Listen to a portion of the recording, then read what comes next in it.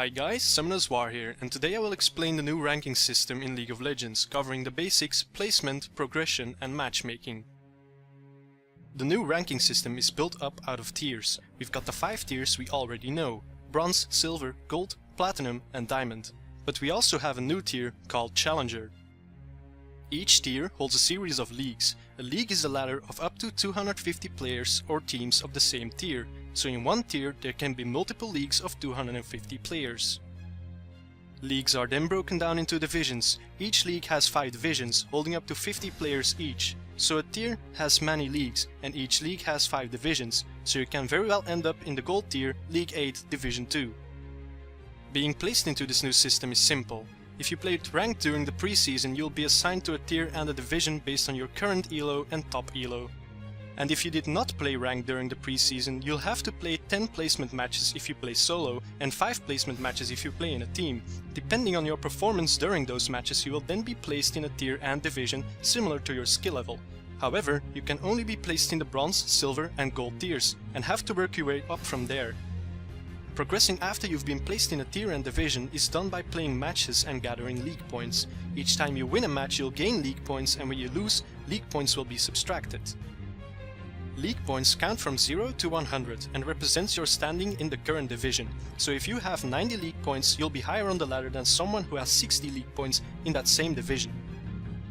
When you played enough matches and have gathered 100 league points, you will play a division series. A division series is a best of 3 that will decide if you get promoted to the next division. This happens automatically, meaning you don't have to activate it and you can't play ranked games other than the division series games.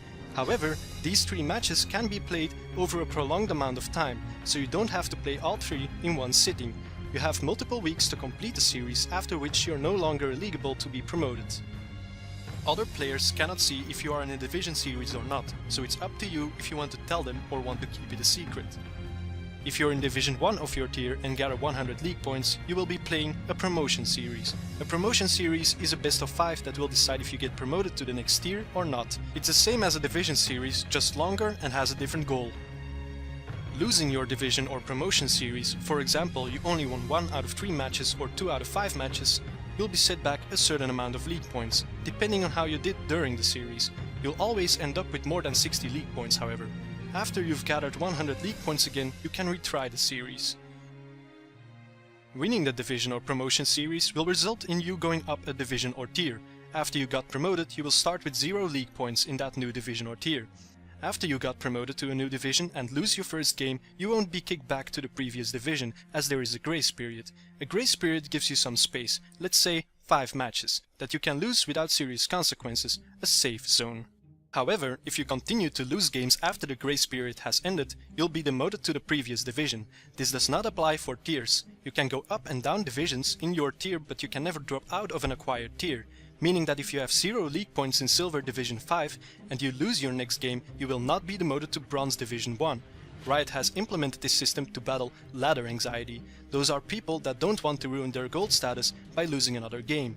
So once you got a new tier, the only way is up. There is an exception to this. If you don't play ranked for 28 days, you will start losing a number of league points every week. If you lose league points because you're inactive when you're already at the bottom, then you will fall down a division or tier. Since tier upgrades are permanent, you need to demonstrate that you can consistently keep up with the players from the next tier before the system will allow you to start the promotion series. Your league point earnings will be reduced when you're getting near to a promotion series, so you will need to win a few more matches before your promotion series will trigger. There is another way to lose league points. Q dodging will result in losing 1 league point and a ban from the matchmaking for 1 minute. Further Q dodges will cause a higher league point penalty and a 30-minute ban from matchmaking. Teams have a 10 league point penalty but no time penalty for dodging. Q dodging a division or promotion series match will immediately cancel the series. You then have to win another game to requalify yourself for another series. Now, let's talk about the Challenger tier. This tier works a little differently. The Challenger tier has no divisions, it's a single ladder. The maximum amount of teams that can be present in the Challenger tier is 50 for each realm. Once a Challenger tier is full, a team will always be demoted back down to Diamond whenever a new team is promoted into Challenger. Because of this, top Diamond teams must demonstrate that they can perform at a higher level than the lowest teams currently in the Challenger tier, and then they must win their Challenger promotion. If you're in the Challenger tier, inactivity will trigger after only 7 days. Inactive teams will be the first ones chosen for demotion after another team qualifies. Also, there is no cap on league points. Teams that continue winning can continue to earn league points and increase their lead in the standings. So, you might be asking yourself, where did ELO go? Well, ELO is still present and being used, but it's hidden. ELO is still used for the matchmaking. Matchmaking will continue to match you based on your hidden rating. That means if you stay roughly in the same spot for some time, let's say Gold Division 2, you will be matched with people from the Gold tier, with some spikes here and there. But if you are continually losing matches at the bottom of the Gold tier, you'll start playing against Silver players, even though you're in the Gold League. If this happens, you will start to gain less and less league points if you win a game, because your hidden rating is a lot lower than what it should be.